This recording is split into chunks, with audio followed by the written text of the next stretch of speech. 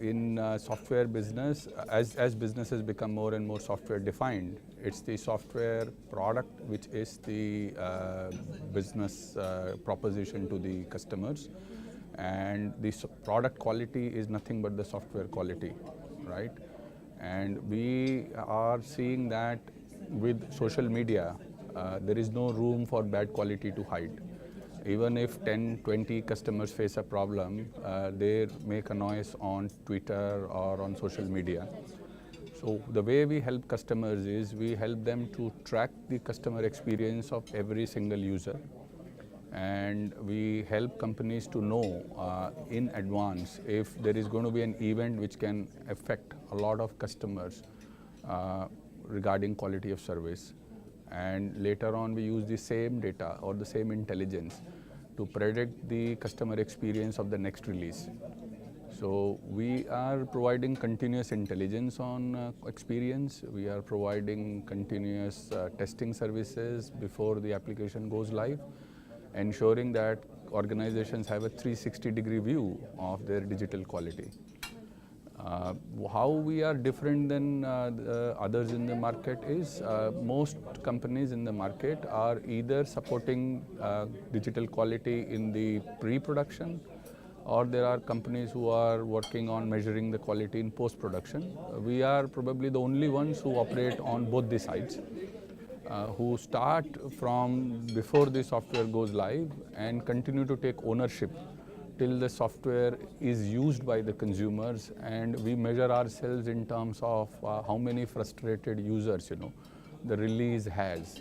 That's our measure of our success, right? And hence, because we are more end-to-end, and that is why almost all the banks are outsourced to us in terms of managing the digital quality. So the challenge that customers are facing is that with banks coming into competition with born digital companies like Paytm or digital insurance companies like GoDigit, competing with say ICICI Lombard. So when the born digital companies are trying to eat the pie of the existing banking and insurance players, they also try to move with speed to try and catch up with them.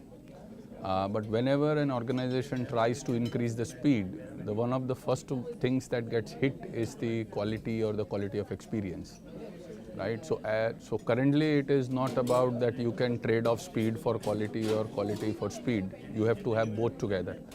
So the quality keeps breaking whenever organizations are making changes to their softwares, and which results in the users, sometimes it doesn't work on the latest version of the iPhone, or sometimes it is slow, or sometimes the third-party integration which the bank has, the response doesn't come from there, leading in a broken transaction. Currently, the biggest recurring problem customers face is that half of their IT is in their control in the data center, and half of the IT is not in their control.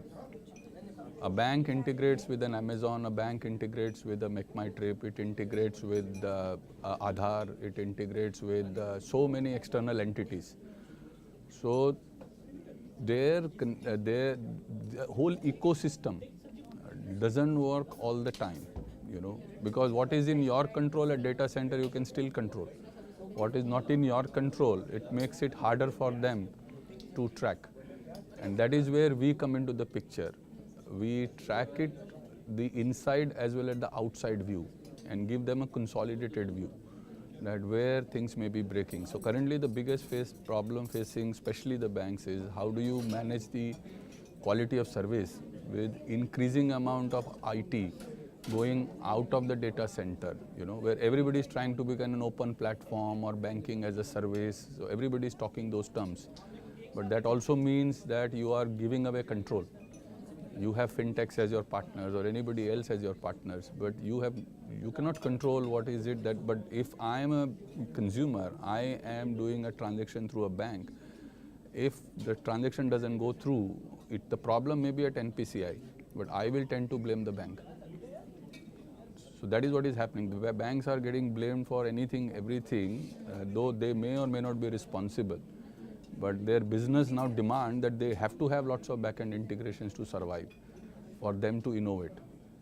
So that's where the current challenge in customer experience is about. So when you think of any customer experience, right? I mean, if you read any studies, you will notice that the customer experience, the way it is measured, is that how many people had good experience versus how many people had a bad experience or very bad experience.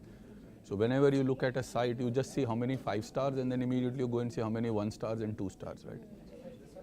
So any kind, if you have a broken journey, if you have a very slow journey, if the partner ecosystem doesn't work, usually you will be very frustrated, you know. One is you didn't find the product you were looking for, but you may still not be that much hurt, right? You may say, okay, I don't like this color, I want some other color. But you wanted to buy something which you liked and you could not buy, you know, because of certain problems, right? So you tend to typically give a 1 star or a 2 star, or you become, you are very unhappy, or you are trying to transfer some money to somebody, and at that moment it doesn't work, right? And obviously that leads to a lot of frustration. So we help customers to ensure that they have minimal 1 stars and 2 stars, you know, so that the overall perception of the company in the market is positive, because today the brand is all associated with what people perceive on the social media, right? So our association ensures that customers don't end up having these bad experiences, as we would say. So we are more like minesweepers, ensuring that the big landmines are cleared and the business continues in its positive form, right? So that's the, and it obviously also helps in ensuring that it protects the brand, right?